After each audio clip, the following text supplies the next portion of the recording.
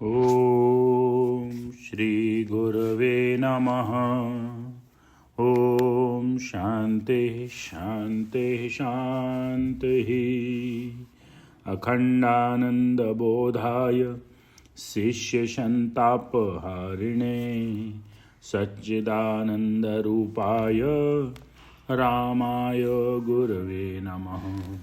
ॐ शांति शांति शांति।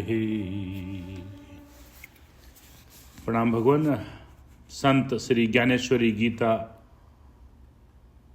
संत श्री ज्ञानेश्वर जी महाराज द्वारा विरचित गीता का भाष्य श्री ज्ञानेश्वरी, जिसमें अध्याय 2 के 71वें मंत्र और 72वें मंत्र को आज लेंगे भगवान, जिसमें कामना, स्पृहा, ममता और अहंकार आदि से रहित होकर विचरने वाले पुरुष को परम शांति की प्राप्ति बताया है और ब्रह्मी स्थिति के महात्म्य का वर्णन करते हुए अध्याय का उपसंहार किया है।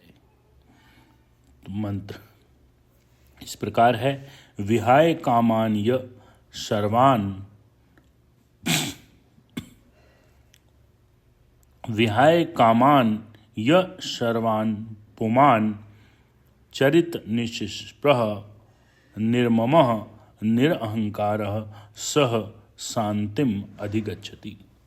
अर्थात जो पुरुष संपूर्ण कामनाओं को त्याग कर ममता रहित, अहंकार रहित और स्पृहा रहित हुआ विचरता है, वही शांति को प्राप्त होता है और वह उसको शांति प्राप्त ही है।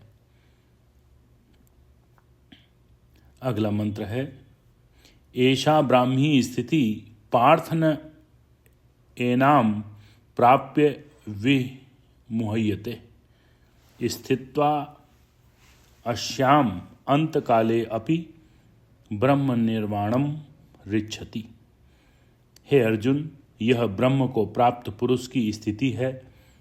इसको प्राप्त होकर योगी कभी मोहित नहीं होता और अंतकाल में भी इस ब्राह्मी स्थिति में स्थित होकर ब्रह्मानंद को प्राप्त हो जाता है। इस तरह से ये चैप्टर यहाँ पूर्ण होता है।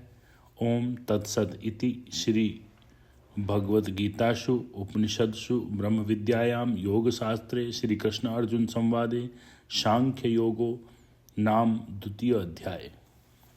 ओम तत्सत। अब भगवान इसी का ज्ञानेश्वरी गीता में जो भाष्य लिया है उसको लेते हैं। जो इस प्रकार के आत्मज्ञान से संतुष्ट हो गया है, जो परमानंद से पुष्ट हो, उसी को तुम्हें सच्चा स्थित प्रज्ञ समझना चाहिए।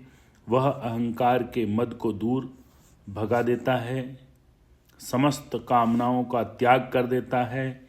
इतना ही नहीं, वह स्वयं ही विश्वरूप होकर विश्व में परमानंद से विचरता रहता है। 72वां मंत्र। इस नसीम ब्राह्मी स्थिति को,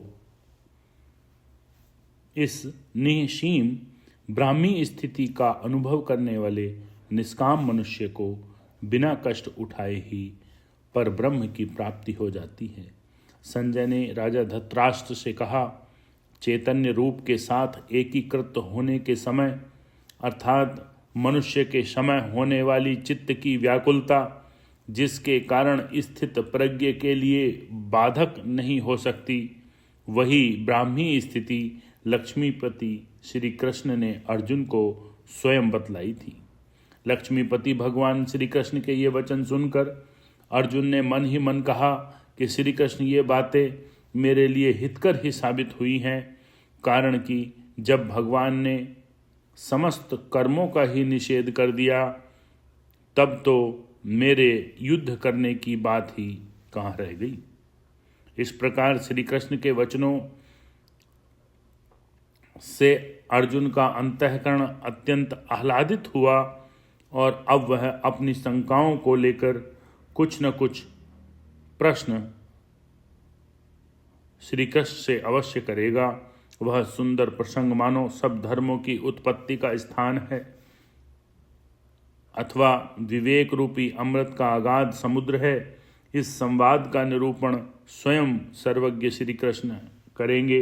यह संवाद निवृत्तिनाथ दास ज्ञानदेव बतलावेगा। इस तरह से भगवान अध्याय नंबर 2 आज पूर्ण होता है। कल से अध्याय 3 प्रारंभ होगा। ओम शांति शांति शांति। प्रणाम।